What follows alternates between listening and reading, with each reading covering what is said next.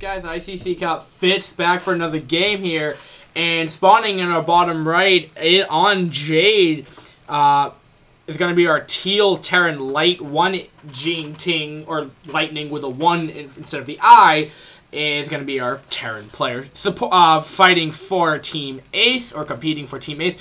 So spawning in the top left, we have sGs.IU. IU won game number 2 in that last PvP. So, without further ado, their APMs are going to be, sGs.IU is going to be averaging 155, maxing at 250. Can we try restarting? Apparently not, because this game is actually still going on down here.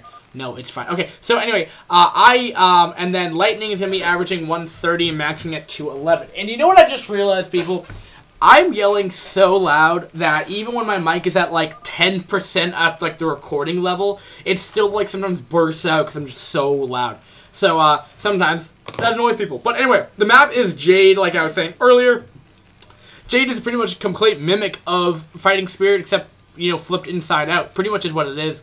Your main is smaller than most maps, but still pretty decent. I mean, you're going to be able to fit pretty much anything you want in your main. And then your natural, so you'll see a lot of times people fast expand up there just so they don't want to get contained in from this one little ramp, because what do? All they can do is QQ about it and then GG and then quit. So you want to avoid that from happening. But we kind of see more of an aggressive opening coming out of the Protoss just right now due to building placement, because we see the pylons that are being put up here, which could be from a defensive standpoint, or could even be aggressive if you put it there. But I was thinking more of a forge fast expand. This map also is pretty large. Rush distance is pretty-ish long. It's not going to be, it's smaller than Fighting Spirit, but still a lot of Brood War maps I see a lot of like the quote-unquote balanced maps, or ladder maps, tend to be pretty big maps in general. So, but we see the barracks are being placed on here just because of that. Might be for an aggressive standpoint again, but at that same time, it's making sure that they don't get contained in there. And I think we're just going to be seeing, range dragoons coming out with the standard 2 minutes, 2 minute 15 second maybe. Cybercore coming out. I mean, you're seeing nothing out of the ordinary by either player right now. And yeah, that's pretty much what's going down right now. Oh, he snipes off an SCV though. I didn't even pay attention to that. Might even get another one here, being super pesky with that probe here, and especially in the lower leagues when your APM isn't enough to to get that up super high. I mean, it's really pesky to deal with. I mean, I know that for experience. He might even get this other SCV here. Will he be able to escape, though? I'll be so super surprised. Oh, he almost got to be able to have to repair. Oh, it's trying to repair him. But, yeah, he's going to go for a fast expand, 1 fast expand. So we're going to probably be seeing a bunker being placed somewhere around this area, just because he's going a range dragoon opening, and then he'll wait for a tank to come out and deal with some damage. So, yeah, that's kind of how that's what's going down for right now. Now, in just news in general, replay of the week should be coming back. Hashim has been gone for inactivity just because of he has a busy life. Terran will be going in here to get off a little trying to figure out what the heck the Protoss is doing. He's happy that he doesn't see an expand going down. Because he's going to be ahead, and Terran should never be ahead by 1 base. There kind of goes down the bunker because that's what he's supposed to be doing. And yeah, the first range Dragoon. And also what this will do is just will cause that Dragoon to wait that much longer to get out and do some more damage. We'll give him more time. So Probe will be making his way in here. He should be poking and be like, oh wait, there's a bunker there. I probably shouldn't do anything. But I'm sure they contain. Even the I'm surprised that the SCV still alive. Range is about 3/4 of the way done here. And yeah, it looks like the Probe probably should just die instantaneously if he runs into that bunker. And there it goes, rallying units down, or not rallying, but we'll be sending his units down there, at least one. And I don't really see how much could really do much damage, but we'll have to see. We'll be getting down his first factory, so just want to make sure he doesn't lose this bunker, because what sometimes will happen is if the Protoss is able to do a sneaky push, they might be able to break this down. It might ultimately just end up losing the game. I know I saw that in the April 1st, 2012 tournament that I was casting. That was only like 4 or 5 games, but it did happen. So now they'll just be able to attack this. This will just require a couple. Well, first off, like this, how they can do it, get pretty much amount of damage. But what this does right now is it doesn't really do too much damage, but now it forces that 3 SCVs not be able to mine. Now he's also losing minerals, a small amount, but losing minerals now, and has to, just has to keep this up. And he has to keep on sending more and more SCVs over there to help out and do stuff. I mean, he's not being risky by any of this because he has to wait for the tank to come out, and there's no tank coming out. Finally getting the machine shop, so it's going to take a while for that to come out. But the reason why he doesn't want to come in here because the bunker can do a lot of DPS. Also, he will be taking his own expand, so it doesn't seem like a super aggressive opening. Might even be going for Robo Facility here, as we saw in game number 1 in that PVT as well. So, yeah, that might could be potential. Look how many SCV he has to get in here. Wants to be careful not to. That might break. Okay, no. Yeah, no, another Dragoon's coming down here. But he has to be careful though, because that DPS will do a lot of damage. But it looks like right here won't. Oh. And that's just annoying because now he has to there's no auto repair in this game, so he has to constantly keep on repairing that. I'm just looking at that bunker; it's getting fairly low. It's the DPS on that bunker is taking so many hits right now. Yeah, it looks like he should be fine with about 5 SCVs on that. Another Dragoon here has a lot of Dragoons here.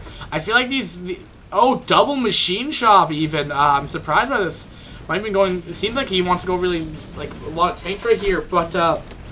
Tank's seeing quite a bit of... oh, the bunker might fall here. Oh, that was getting really close. And Protoss, he should be able to go back here. Observatory coming up, so no Reaver harass going down like that. He's not even able to get in range of this now. And just, wow, I'm surprised that the Druids have been on this for so long.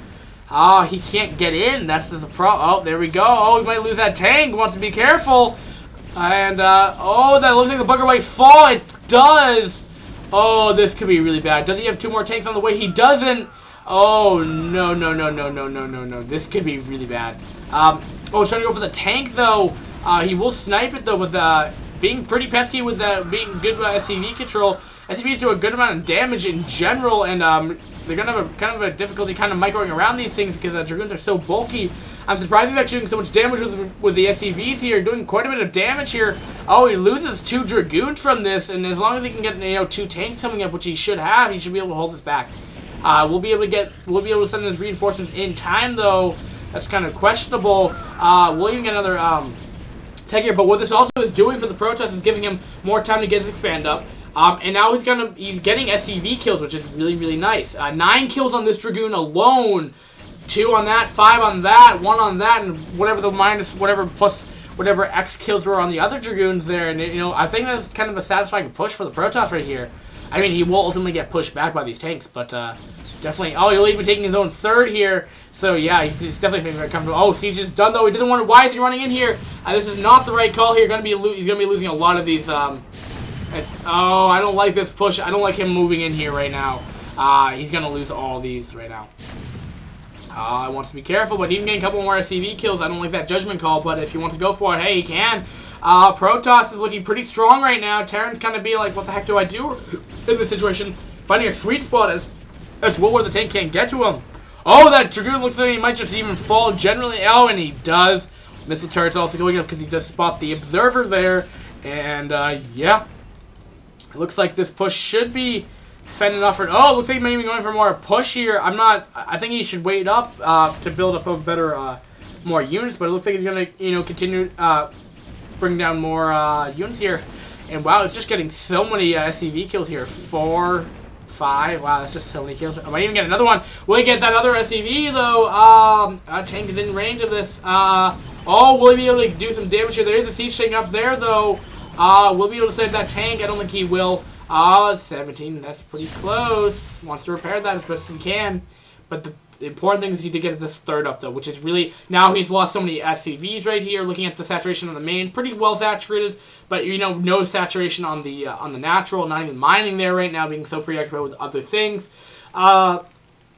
And, the Terran should be satisfied for right now, but what the Protoss could probably do right now is could either go for, some Reaver harass if he wants, just to even break the opponent even more. But he wants to make sure the Terran's in a defensive standpoint right here. He's in a really good position now. It just kind of depends on how the Protoss plays out from here. As we saw in game number 1 in this series, sGs.IU Fabiano versus Gigon,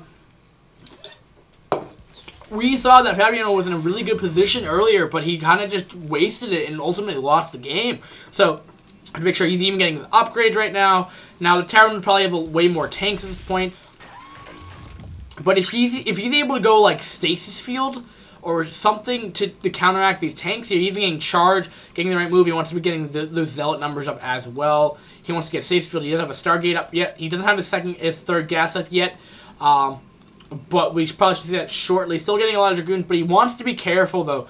This is where sometimes Protoss overextend themselves, where they think, well, when they're in a really good position, or when they think they're in a really good position, what happens? They'll just lose, you know, a control group of Dragoons. That's like, at least like 1,200 or 1,200 like minerals and whatever, how much gas on that. And then they're put back because then number one, they don't have the army now. Number two, they just lost. They just completely ran into a siege line and they only killed off 1 or 2 tanks. So he wants to be careful. He definitely doesn't want to run in this right now. So we want to make sure siege tanks will be in range to attack this right now. I believe. No, he will not. But maybe just because he gets spotted. We'll actually lose both those vultures, which is surprising. But that engineering bay is being pretty pesky right now. Does he have his gas up? No, he does not, but fully saturating. Doing pretty good saturation on the third right now. Not nearly as much on the natural. But he will be seeing that he's only on 3 factories right now, which is pretty concerning for Terran now. But we'll be getting his armory up, so it looks like Terran's trying to make his way back in this game right here. And Orbital Tribunal is off, getting an Arbiter. So this IU exactly knows what he's doing. And IU's looking for a pretty strong D-rank player right here for Protoss. I mean, at least in PvP and PvT, he's a very, very well played, very well played Protoss. And will he lose another Vulture? It looks like he did. That's not going to help him win any engagements. Losing those things. Oh, but it looks like he's going to be pushing in here with a whole bunch of tanks. So he's going to have to make a judgment call. Does he want to engage this, or does he want to wait for Arbiter Tech to finish up and get Stasis? Oh, he's going to even get Recall, which is going to recall his main to just completely avoid these tanks, though. Will the tank... Oh, it looks like he's going to try to get a bunker in time. But he's going to have to push back here. Oh, he does lose 1. Will he be losing another one? These look... Oh, why are they on... Looks like he'll have to push back here. So slow progression coming out of the Terran, but he's still not expanded yet. Protoss also, I feel like he should be taking a 4th right about now, wherever he really wants to. He does have the map control, but he's just not... That's the one thing I'm not sure if a lot of D-rank Protosses do right now, is that when they're in this situation, when they've found out a way to hinder or, you know, delay the tech from the Terran, do some economic damage, kill off the tank numbers. Sometimes they'll just sit back on 3 bases, which is what they don't want to do. You can outproduce the Terran. It's just, I mean, you can't beat a Terran on one, like a 200 army versus a 200 army. It's just not possible. He has the minerals to expand at least twice right now if he wants to. Just got off a wave of units. 139 supply though to the measly 70. So yeah, he's definitely. I mean, the Protoss is not out of this. He's just. I think he could be doing more just to ensure a victory because you know. Why not play it extra safe? Why play the risky thing? But now he's just losing a lot of tanks here. Will he be able to go in here and do some damage? Will he get a Stasis Field up or a Recall? Wants to be careful not to lose his Arbiter here, but losing a lot of Dragoons here. And at least 4, at least, I think, from that engagement. Not being the most cost-effective. 121 supply to 74. So, the Terran didn't even, like, lose anything in that engagement here. And, you know, I don't get why he tried to even go in there. He has Recall. He knows that nothing's in the main right here. All he has to do is wait for a mass recall into the main, have an army outside so the Terran can't just completely move out and decimate his main, and that's kind of what he has to do right now. He is on a huge amount of gateways, macroing very, very well. He even has enough for recall. Oh no, you need 150. Excuse me for that. He'll also be taking his 4th down here. I just started right here. Excuse me about my Coca-Cola addiction. No, it's not. I don't have addiction, but it's good for caffeine. It's the only thing in my house that has caffeine. I normally have like tea, green tea from like Arizona that has caffeine in it, but sadly I don't have any Arizona iced tea from Costco, or I also don't have any green tea that has caffeine in it. So sometimes because I feel like there's like sugar coating on my teeth right now. But beside the point. Oh, it looks like Terran might be doing a Vulture S, and it looks like he might even know about this expand down here, and it's completely undefended. And that's the problem when you take these bottom left hand, these like bottom expands. I mean, they're completely vulture prone, but you know, there's nothing to really die from here. I mean, at least he doesn't have any transferring probes or anything over there, so he should be a-okay for right now. Getting a couple of observers, figuring out the heck what's going on in his main, getting finally science facility up. Will also take that much longer. Alright, sorry about that. My mom was like, "Yo, what's up for dinner?" And I'm like, I'm in the middle of a cast, and I'm like, no, you can't interrupt me. And I already have like a jar of cookies, or I did have a jar of cookies right next to me, which I've been consuming all day long.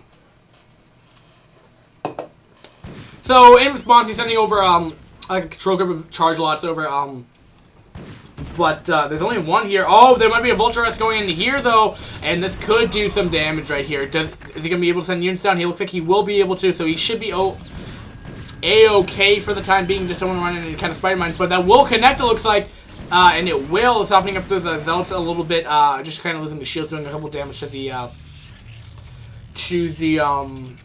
zealots there, but you know, with the Terran, I mean, what the Terran just kind of forced. I like that pylon placement right there, but now with the Terran's kind of what he did there is he's just like, okay, well, you might be the lead, but I can still harass you, so he just wants to make sure. It's probably going to force up a couple more cannons coming out, but looks like Terran might be. Oh, there's a recall! Will this be able to do a massive amount of damage, though? He will have to push back his tanks here, but will he be able to move into with his other force here? Smart move of not recalling the whole army back. And due to the building placement, it's going to be kind of hard for the tanks to move in and do some damage here. Could he stop the upgrade? So no, the upgrade has finished. So I'm not really sure if that recall did a huge amount of damage just altogether, but he did force all the tanks to be back, and now he's going to be able to push in and just kind of decimate them. And this is probably going to have to be a GG pretty shortly. Nothing pretty much going on the Protoss main base, and yeah, he doesn't really have anything. 42 supply to 173. There's the GG by IU and Lightning. And Lightning did lose, which means either this has to end up in a tie series, or StaR already won, actually, because, like I was saying, I'm just kind of quickly read some of what I said last game at the end of the game. Oh, actually, no, well, F-Tog of the game first. Fitz tip of the game. So, I think what the Terran had back was the fact that I believe his timing of the factories was super delayed. So what the problem was is that he was able to get so many Dragoons up. He was just able to kill off the bunker entirely. And then he wasn't able to get his building placement didn't allow for the tank to fire off within like a minute. He had to take like a minute for the tank to get in position to actually start firing at the Dragoons, which kind of put him back. And then just economic damage happened altogether. So I think the delayed tech from him kind of hurt him in the long run. And that's kind of the reason why he didn't do too well. Also, in that scenario, when he was able to be back at his base, maybe not going full on tank, maybe getting a couple vultures in the mix, putting spider mines down, to make sure that the Protoss would delay the Protoss a little bit more. There's just little things he probably could have done. It's kind of hard for me to pinpoint at exactly because I mean Lightning is not a bad player. I'm not trying to rip on Demolition Boy where he easily didn't scout and he easily didn't have the APM, where that's really easy to specify what he did wrong in last game. But Lightning, I don't think you did as much wrong. You just had delayed tech, which hurt you because he did an early game aggression where you weren't expecting it for, or you might have been expecting it for, but you just weren't able to hold off the push. And Lightning, if you're watching this is the scenario that I always had when I played Terran versus Protoss. I would always get up to the scenario, I'd always one rack fast expand, and then I'd always just die at this point in the stage. And it's hard to overcome this, and you just kind of have to have the right decision making, micro skills, and etc. to do that. And I think just practice will help you out there. Also, maybe getting just a better read on your opponent, trying to figure out what the heck they're doing. So without that, that was that. And also just to note. Because I'm not sure if I might have not clarified by the end of last game.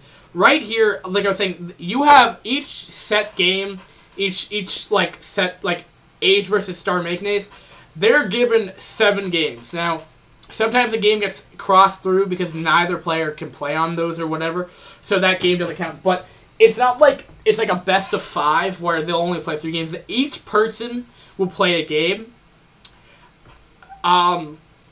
they assign these players, but then you have substitutes, and then that's how they win. Then whoever has the most wins in the game happens. But again, not everyone knows who won because it's not all chronological. It's not like a set date at like 9 o'clock Eastern Standard Time that they go play all 16. It happens between like 4 or 5 days. So that's the reason for that. So we'll still cast games 4, 5, and 6, even though if they all go to StaR Maknaes, because right now since StaR Maknaes has won 3 games out of 6, all it can resolve is in a tie, and I don't believe that's going to happen. But yeah, it could be a possibility. But I just wanted to point that out there. Also, if you're wondering if I'd recommend doing this, if it's possible, I know. If Nikon's watching this, I think what a good idea for next D-Rank Team League or C-Rank Team League or B-Rank Team League or A-Rank Team League, whatever kind of team league there is, there was IGN Pro League at StarCraft 2. I know it's StarCraft 2, but beside the point, it's a good reference because it's the way that they ran the tournament, not just because it's StarCraft 2. So what they did is they had, obviously this is pro team, so they're actually going to be more active and etc. But what they did is they had Slayer's team versus Team Liquid, for example, and the Team Liquid team. Now it would be like a best of 9 series, and then what would happen? It was kind of like King of the Hill style, where the winner would continue playing until they lost, and then whoever won the best of 9 series would win. So not everyone would be guaranteed to play each time, but that's the way it would happen. I'm not sure if you could actually organize that the right way, because you would have to have all the players, at a readily disposal and have big enough teams to do that. But that's always an option. I think that would be a better way to do this. But hey, that's up to you. That's how you want to roll your own tournament. I'm totally fine casting it, because I have replays to cast. You guys get to watch. Everyone's happy if you want to watch Amateur Brood War. So without further ado, Amateur Foreign Brood War, or Foreign Brood War, whatever you want to call it. So I'm gonna go on game number 4 between Lightning and Crystal Jinx. So I'll be interested. It will be a TVT. So and it will be on Circuit Breaker, which is a pretty big map. So if you get cross position of the map on a TVT, oh, it's gonna be a long macro game probably. But I'll say peace, guys, and I'll catch you guys next time on the flip side. Peace.